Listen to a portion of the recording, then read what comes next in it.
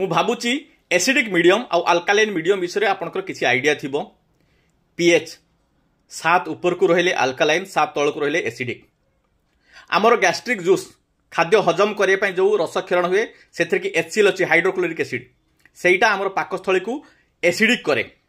आमर सालाइभा माने लाड़ है अल्कालाइन। गैस दोषटा यही HCl हाइड्रोक्लोरिक एसिड हुए। जदि आपंकर गैस दोष अच्छी कि जदि गैस दोष नहीं आप चाहूना भविष्य केबे आपको गैस हो ताले गोटे अभ्यास कहूँ से अभ्यासटा आप प्रतिदिन कले आपको भविष्य केबे गैस हेनी कि आप गैस मेडिसिन खायापी पड़ो ना। प्रतिदिन सकाळे निदर उठी खाली पेट्रे आपण 1 ରୁ 2 ग्लास पानी पीबे।